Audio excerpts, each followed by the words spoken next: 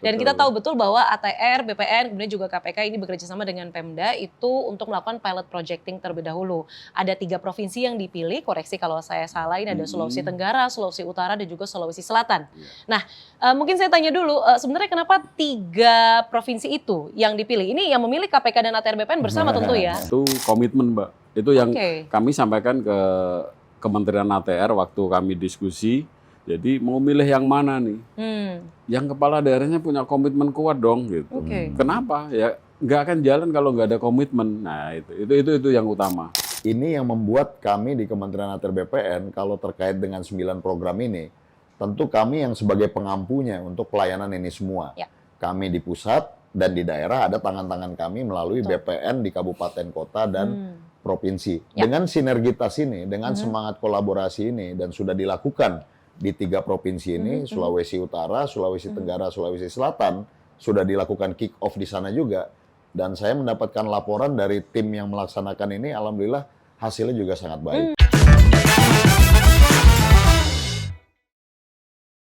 Kopi sudah ditambah, kursi pun juga sudah ditambah. Narasumber yang tadi saya janjikan sebelum jeda juga sudah hadir di atas panggung bersama kita semua.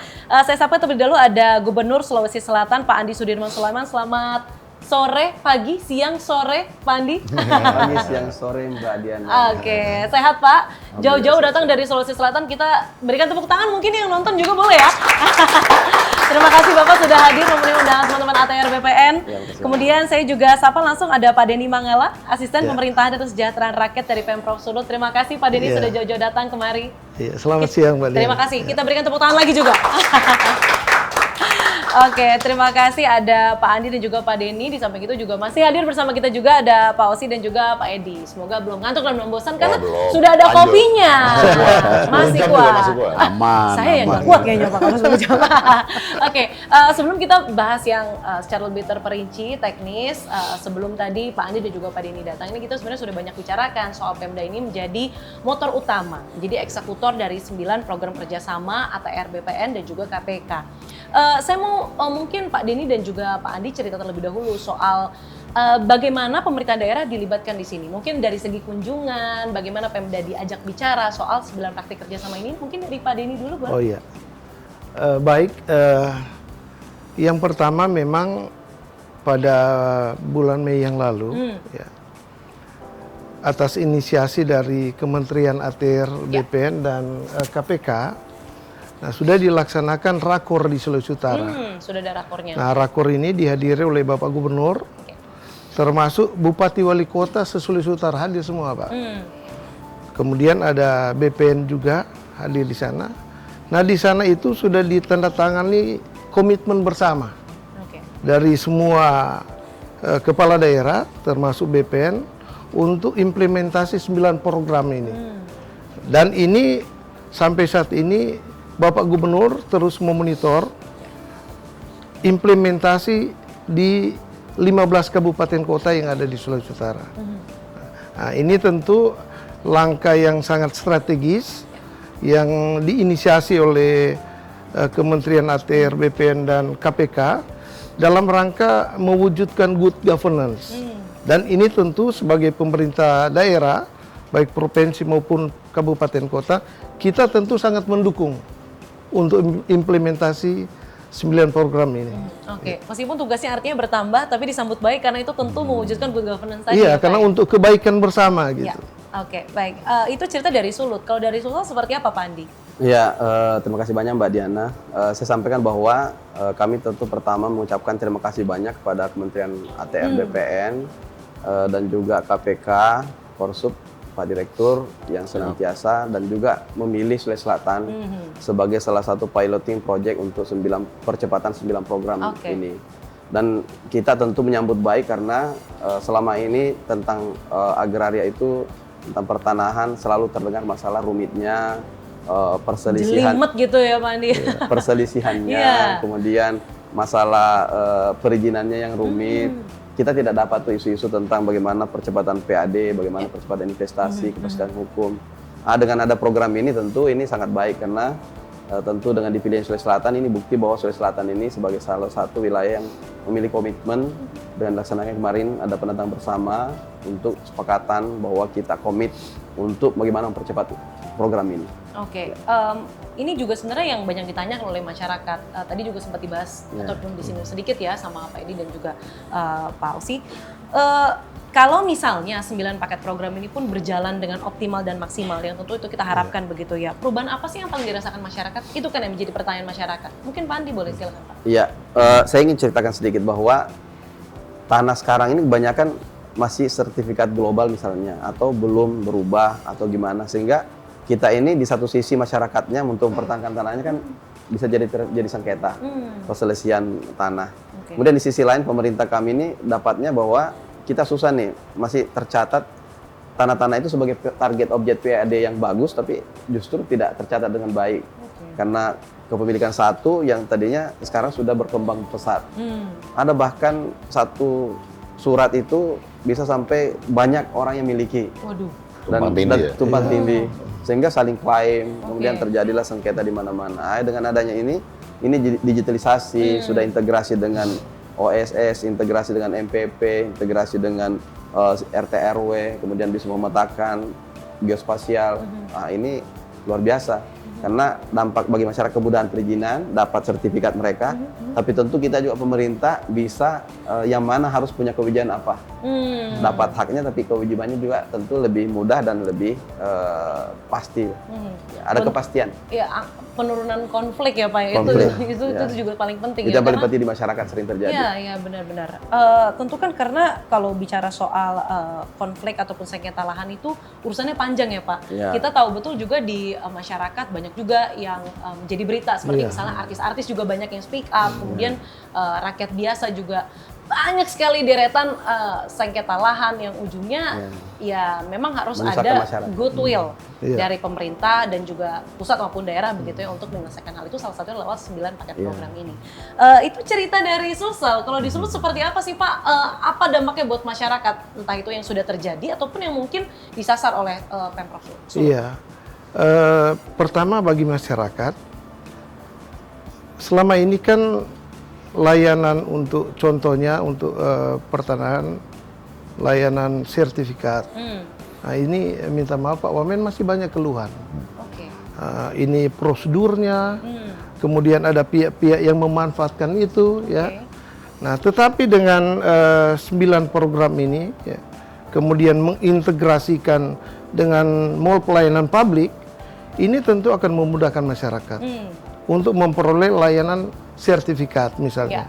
Mereka tidak perlu lagi misalnya menggunakan calo atau tunggu berlama-lama untuk memperoleh itu. Cukup lewat misalnya gadget dia bisa monitor itu sudah di mana, ya, kapan selesainya dia bisa monitor. Dan ini sangat memudahkan. Baru kemudian yang kedua tentu bagi pemerintah daerah, selama ini contohnya transaksi jual beli tanah. Nah, Pemda itu di transaksi jual beli tanah kan ada yang namanya BPHTB yang masuk ke PAD. Nah, banyak kasus terjadi transaksinya itu di atas harga tanah tapi yang dilaporkan di bawah. Nah, ini tentu kan merugikan daerah. Tapi dengan diintegrasikan antara nomor identifikasi bidang dan nomor objek pajak, ini akan memudahkan ini. Dan ini akan menutup celah-celah yang seperti tadi, apalagi BPN sekarang kan sudah menetapkan zonasi nilai tanah. Jadi nggak bisa lagi main-main ini.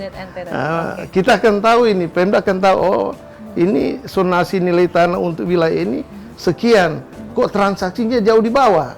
Nah ini ada something wrong. Nah, itu rugi kita. Nah ini sangat memudahkan. Kemudian yang ketiga tentu bagi investor, dengan diintegrasikannya antara OSS dan RDTR ini tentu akan memudahkan investor untuk nanti dia akan menanamkan investasi di daerah. Dia akan tahu, oh ini tanah ini clear and clean dia. Kemudian dia akan tahu, oh ini tanah ini zonasinya nilainya sekian. Anda bisa dipermainkan lagi. Ini program ini intinya sangat membantu bagi pemerintah, bagi investor, termasuk bagi masyarakat. Menimbulkan rasa aman bagi masyarakat maupun juga investor. Iya. Karena itu penting sekali untuk menggerakkan roda ekonomi di daerah-daerah. Betul. Oke, tentu kan ini bukan hal yang mudah begitu, tapi ini bukan baru dilakukan. Tadi Pak Wamen juga menyampaikan, ini sebenarnya program sudah terus dilakukan, tapi 9 ini dikerucutkan untuk menjadi atensi di 3 provinsi pilihan tadi. Saya mau tanya dulu, kendalanya ketika komitmen itu dilakukan, ini menjadi atensi besar, ada tidak hambatan yang mungkin dilakukan ataupun dihadapi oleh teman-teman di daerah? Mungkin dari Pak Andi? Yang dihadapi biasa memang kita itu persoalan karena ini lintas sektor ya. Terkait misalnya penyelesaian lahan-lahan aset ataupun ada tentang agraria ya. Ini kita ini sudah ada solusi, salah satunya sini GTRA.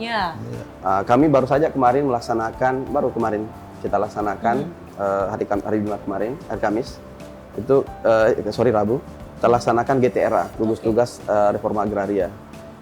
Saya yang pimpin langsung, ada kejaksaan, kemudian ada kita undang juga dari Forkopimda, kepolisian dan Kodam bahkan kita libatkan, kemudian dari pertanahan hadir semua untuk membahas 2 area yang menjadi target yang sangat strategis dan menjadi aset yang tidak jelas kepemilikannya tapi tercatat di KIB kami, di aset kami. Terus ada juga yang menjadi dipakai pendapatan orang lain tapi tidak masuk ke kami penghasilannya. Dari gugus tugas GTRA itu menghasilkanlah rekomendasi-rekomendasi dan sudah ada solusi dari rekomendasi itu untuk ditindaklanjuti BPN. Dan Kakanta BPN Kota Makassar akhirnya sangat setuju dan ini sangat mudah lagi. Tinggal dikerucutkan, tinggal kita daftarkan kembali untuk KIB-nya, nomor asetnya, kemudian penguasaan fisik, itu sudah cukup untuk kemudian diterbitkan hak pakainya. Ini salah satu program dari 9 itu ada GTRA, yang kemudian sebagai penyelesaian konflik. Dan ini kita sudah lakukan untuk 2 objek untuk tahun bulan ini. Dan ini kita terus akan melaksanakan per setiap minggu. Rencananya 1 minggu pertama untuk konsep kayak notulensi lah ya. Kemudian setelah itu baru rapat untuk rekomendasinya. Baru itu kita kirim. Nanti kita sasar lagi kayak seperti tanah-tanah yang luas untuk kayak seperti usaha-usaha yang besar ribuan hektar. Kita juga masukkan kadang-kadang tidak dipakai, terus terlantar sudah puluhan tahun nggak ada solusi, memiliki hak perdataan tapi sudah tidak lanjut. Nah inilah kita akan bawa ruang-ruang rapat-rapat GTRA sehingga itu sebuah pendapatan potensi investasi yang kuat. Kami sebagai provinsi ini sangat luar biasa kalau ini kita kemudian tindak lanjuti dan akan kembali ke negara. Iya, betul. Dan inilah sebenarnya ya Pak Wamen ya yang ditekankan bahwa optimalisasi GTRA itu bisa berjalan untuk mengkomunikasikan tadi ya. Tadi Pak Edi kan menyampaikan komunikasi ini adalah kunci. Satu waktu tapi kan suka jarang ngobrol gitu. Benar nggak tuh Pak Edi sama Pak Dedi? Benar ya? Nah, sehingga GTRA ini jadi suatu wadah begitu ya untuk penyelesaian konflik dan memaksimalkan tadi pendapatan dan potensi investasi tadi ya. Apalagi didampingi langsung dari Pak Wamen. Ya kita terus terang Mbak Diana senang dengar success story walaupun ini program awal tapi langsung seperti Gubernur Sulsel langsung memahami bagaimana GTRA ini sangat berpengaruh dan ternyata betul pada saat ini dilakukan bisa mencarikan solusi. Ya mungkin tidak semua akan bisa diselesaikan dengan cepat tapi paling tidak kita cari lagi prioritas mana yang ingin diselesaikan, forumkan lagi dengan GTRA sehingga semuanya punya kebebasan untuk berpendapat apa pandangan-pandangannya disimpulkan nanti dijalankan oleh yang hadir di situ. Jadi ini GTRA lalu integrasi NEB-NOP. Jadi saya pikir inilah semangat akselerasi yang ingin kita lakukan dan ingin kita capai dari program ini. Tadi kan baik dari Pak Denny dan juga Pak Andi menyampaikan ini penerimaan kita ataupun potensi investasinya itu cukup berdampak loh. Mungkin bisa digambarkan secara nyata mungkin Pak Denny terlebih dulu soal sebenarnya seberapa 9 program ini bisa menyederhanakan administrasi sehingga berdampak pada pendapatan daerah. Mungkin ada angkanya Pak, bertambah berapa atau mungkin potensi yang dilihat. Silakan Pak Denny. Iya, memang kalau menyebut angka kan kita masih hitung-hitungan. Tentu karena masih karena berjalan. Kan baru kita komitmen bersama di bulan Mei ya. Tapi sebelum itu tentu memang saya harus sampaikan setelah rakor itu kita kan potret di Sulawesi Utara untuk integrasi program yang tadi Pak Wamen sampaikan itu harus ada mall pelayanan publik. Nah, Kita di Sulut ada 9, jadi kita masih ada target 6 ke depan Pak Wamen. Dan Bapak Gubernur, Bapak Majen TNI Purnawirawan Julius Silvanus itu mengendorse Bupati Wali Kota untuk secepatnya itu menyiapkan itu. Ya, supaya nanti juga ini kan akan memudahkan masyarakat. Nah, ke depan tentu setelah semua ini terwujud, kita harapkan itu PAD masing-masing daerah, baik kabupaten kota maupun provinsi, dia akan meningkat. Seberapa besar itu, ini masih dalam hitung-hitungan karena baru dimulai ini, gitu. Oke, baiklah. Mungkin saya beralih ke Pak Edi. Takutnya Pak Edi ngantuk nih, kebanyakan dirinya nih nanti ya. Serius Saya ini. mention dulu. Serius mendengarkan Pak Edi mengawasi dan Posisinya ya. Oke, Mbak Edi, ini kan sudah disampaikan 9 praktik kerjasama ini, kemudian praktik di lapangannya juga, alhamdulillah puji Tuhannya teman-teman di daerah di 3 provinsi ini sudah memahami, satu kepala, satu pikiran.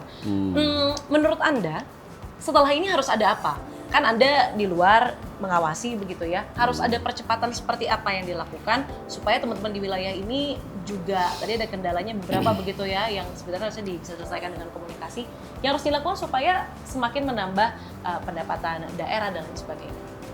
Jadi kita bicara impact ya, atau mungkin bahasa ininya apa sih yang mendapatkan keuntungan seperti apa sih kan gitu kan ya. Terlebih yang ini udah ada yang berjalan, mungkin KPK teman-teman KPK sudah ada input tambahan begitu untuk teman-teman di daerah.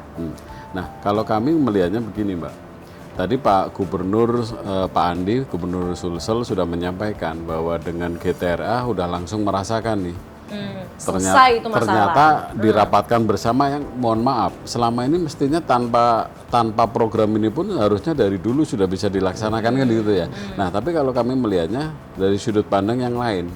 Yang pertama adalah mudah-mudahan kami harus membandingkan nih Mbak, ya tadi Pak Wamen sampaikan baru kemarin kan, belum bisa kita lihat nih. Tapi kalau kami konsennya adalah pengaduan masyarakat nantinya. Nah, pengaduan masyarakat yang selama ini sering mengadukan adanya pungli, adanya pemerasan. Nah, mohon maaf ya, kan seperti itu kan ya. Nah, kami akan lihat nanti ada penurunan nggak. Nah, itu akan menjadi impact atau hasil yang dari sudut pandang kami ya.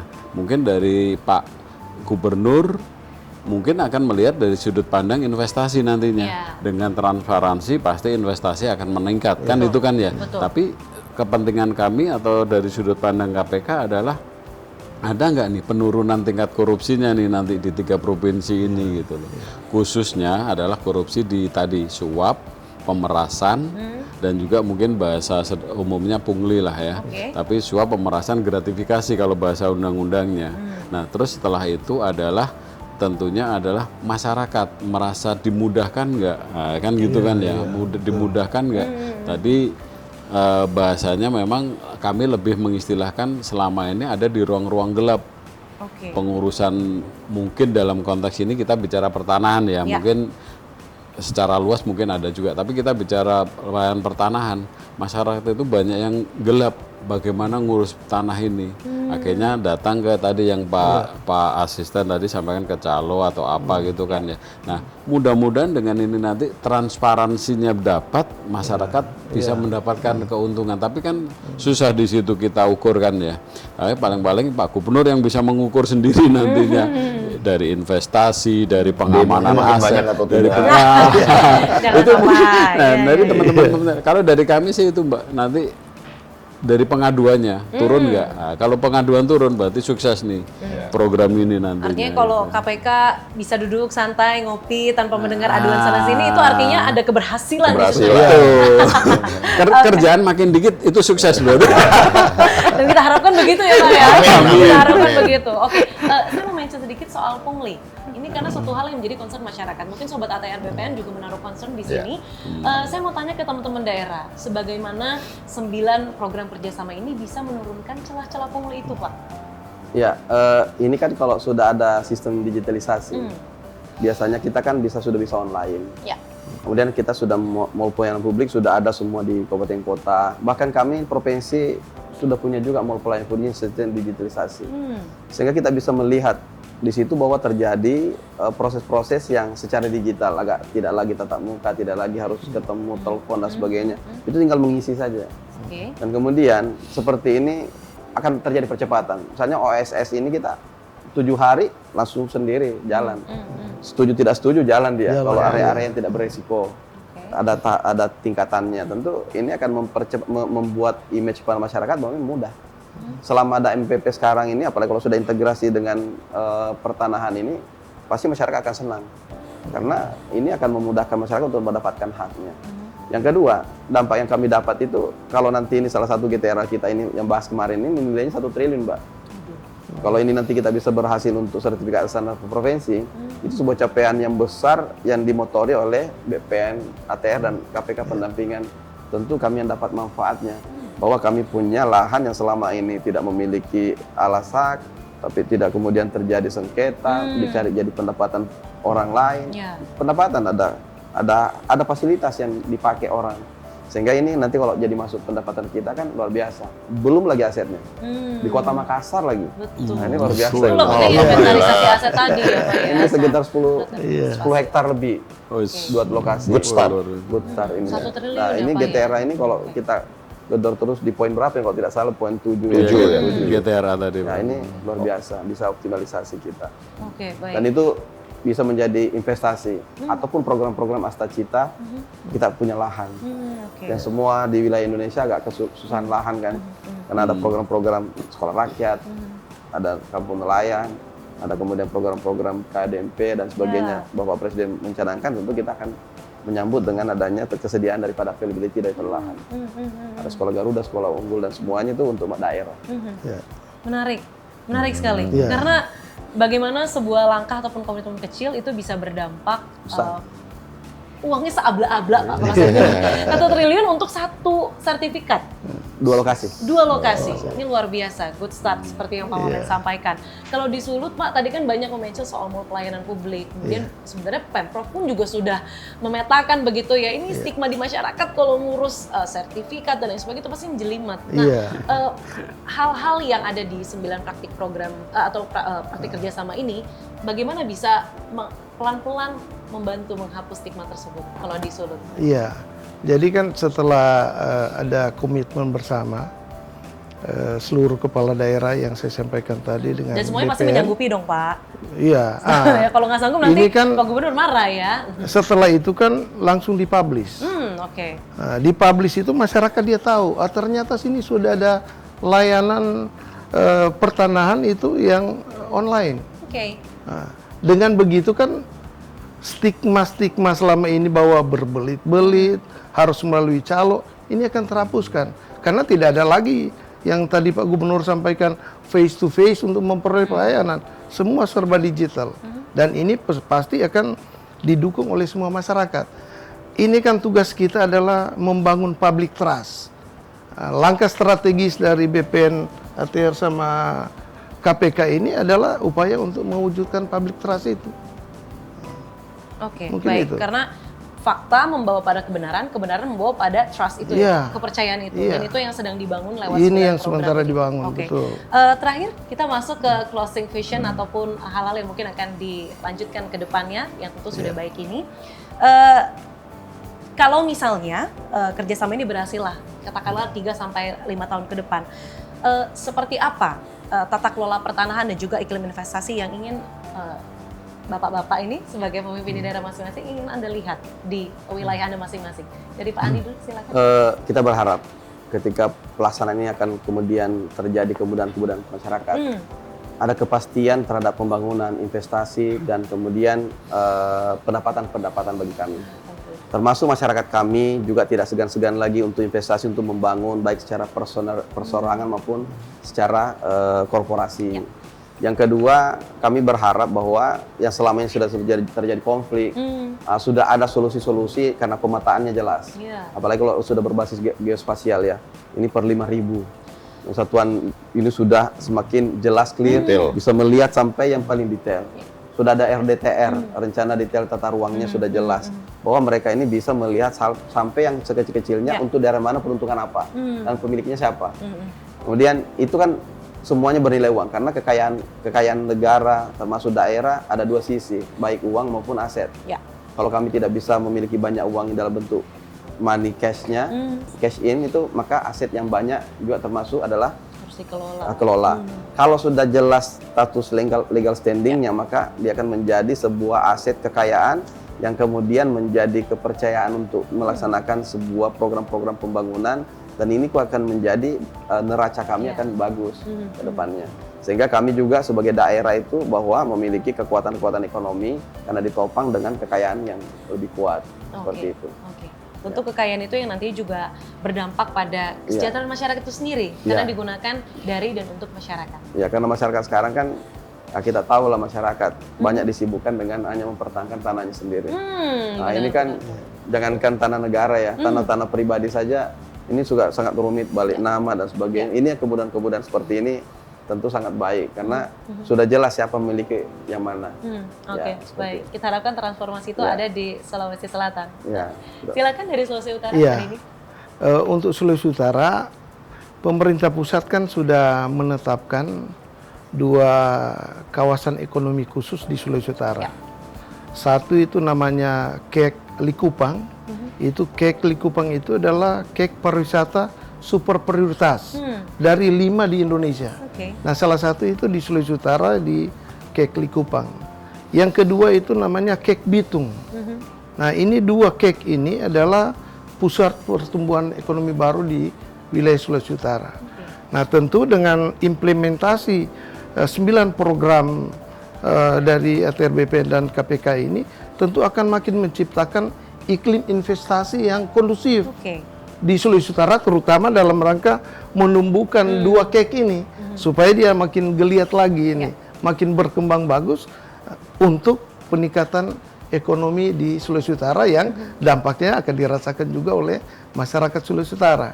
Dan itu yang menjadi visi Pak Gubernur, memajukan Sulawesi Utara. Sulawesi Utara maju, sejahtera dan berkelanjutan di pintu gerbang Asia Pasifik. Amin, amin paling serius Pak itu, begitu ya.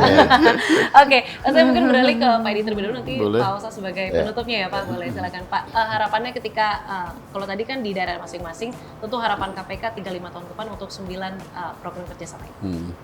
Jadi yang pertama tentunya langkah berikutnya Mbak ya.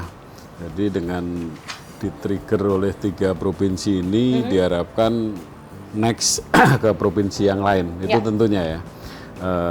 Dengan next ke provinsi yang lain, mungkin masing-masing provinsi ya mudah-mudahan sih tadi Pak Gubernur memberikan contoh ya, bisa dengan konteks yang baik ya Pak ini ya Pak ya. Itu, jadi mendapatkan hasil yang ya sesuai kondisi daerah masing-masing lah ya, karena kan pasti berbeda-beda kan kondisinya. Nah, dari sisi kami tentunya harapan yang paling utama adalah meningkatnya pelayanan publik dan juga meningkatnya pengelolaan aset, khususnya aset tanah ya. Yang yang paling penting Pak, yang bebas dari tindak pidana korupsi. Nah, itu fokus di kaminya. Jadi manfaat ya mudah-mudahan benar-benar dinikmati atau dirasakan oleh pemerintah daerah dan khususnya masyarakat secara umum. Tapi kalau dari kami concernnya mudah-mudahan pelayanan kepada masyarakat, pelayanan publik kepada masyarakat dan juga pengelolaan aset tanah bebas dari tindak pidana korupsi. Gitu Mbak. Oke, baik. Terima kasih Pak Deddy. Sama-sama. Silakan Pak Osi. Baik Mbak Diana, terima kasih banyak. Jadi pertama yang ingin saya sampaikan adalah bahwa 9 program kerjasama kami dengan KPK dan juga seluruh pemerintah daerah ini tentu sejalan dengan apa yang menjadi harapan dari Bapak Presiden Prabowo Subianto untuk menghadirkan satu pemerintahan yang bersih, yang akuntabel, tapi juga memberikan kemudahan bagi masyarakat. Dan inilah kemudian kita bisa lihat beberapa dampak kecil yang sudah mulai dimunculkan. Yang kedua yang ingin saya ingatkan dalam forum ini adalah tentu transformasi ataupun perubahan ke arah yang lebih baik itu akan membutuhkan effort yang tinggi. Tidak semudah membalikkan telapak tangan. Tidak akan berjalan secara instan. Ada upaya konsisten yang harus kami lakukan dari sisi kementerian, dibantu oleh KPK dan tentunya pemerintah daerah. Kami juga mengajak agar terus kukuh, konsisten tegar untuk kemudian terus berupaya untuk menghadirkan, karena ini apapun yang kita hadirkan adalah untuk kebaikan masyarakat. Jadi tentunya ini adalah pahlawan-pahlawan kami yang ada di daerah, yang berada di garda terdepan, kami berterima kasih. Tapi mudah-mudahan kita semua punya semangat pantang menyerah terkait hal ini. Perubahan mindset, perubahan transformasi, budaya, culture, ya ini tentu membutuhkan waktu, tapi mudah-mudahan akselerasi ini bisa kita lakukan. Dan tujuan akhir yang ingin kita harapkan tentunya pada saat masyarakat bisa tertawa, datang ke kantor-kantor pertanahan, datang ke kantor gubernur, ke kantor bupati, wali kota, menyampaikan bahwa proses sertifikasi kami sekarang lebih mudah, Pak. Sekarang alhamdulillah lebih baik. Sekarang pelayanan BPN lebih sempurna. Inilah yang kami harapkan. Yang kedua juga investor datang ke daerah-daerah tanpa harus bertatap muka dengan banyak orang, bisa melakukan kegiatan bisnisnya, menyelesaikan proses perizinannya. Termasuk pemerintah daerah bisa menata aset-asetnya, bisa mendapatkan PAD yang lebih banyak untuk kemudian melayani masyarakatnya masing-masing. Nah, itulah tujuan akhir yang tentunya ingin kita lihat. Kalau itu bisa tercapai, ditambah bonus yang sangat tinggi, bisa meminimalisir adanya tindak pidana korupsi, yaitu semakin sempurna. Itulah yang akan membuat Kementerian ATR BPN merasa bahwa program ini alhamdulillah bisa berhasil, dan begitu pula dengan KPK. Jadi kami titip kepada teman-teman di daerah, Pak Gubernur, Pak Asisten, terus bersemangat, jangan pantang menyerah, Pak. GTRA pun nanti pasti ada tantangan dan juga cobaan-cobaannya, tapi kita harus tegar gitu ya, dan berusaha untuk semua permasalahan insya Allah ada solusinya. Saya pikir itu dari saya, Mbak Diana. Semangat pantang menyerah, karena hal yang benar dan baik belum tentu mudah dilakukan ya, Pak. Betul, ya? betul. Oke. Dan mungkin itulah yang akan menjadi percontohan ya, 3 provinsi ini untuk mungkin teman-teman daerah yang nanti as time goes by itu bisa akan bertambah, expansion. Insya Allah segera kita lakukan. Segera dilakukan. Terima kasih banyak. Kita mungkin boleh berikan tepuk tangan untuk keempat narasumber kita hari ini. Terima kasih Pak Andi, Pak Osi, terima kasih banyak, Pak Denny dan juga Pak Edi, terima kasih banyak waktunya dan juga kebersamaannya selama kurang lebih 1 jam ke belakang tadi ya. Oke, terima kasih banyak Sobat ATR BPN sudah menyimak dari tadi atas kebersamaan Anda. Kita jumpa lagi di podcast ATR BPN berikutnya. Saya Diana Valencia pamit. Sampai jumpa. Thank you, Pak Gubernur. Terima kasih, Pak Gubernur. Asisten. Terima kasih.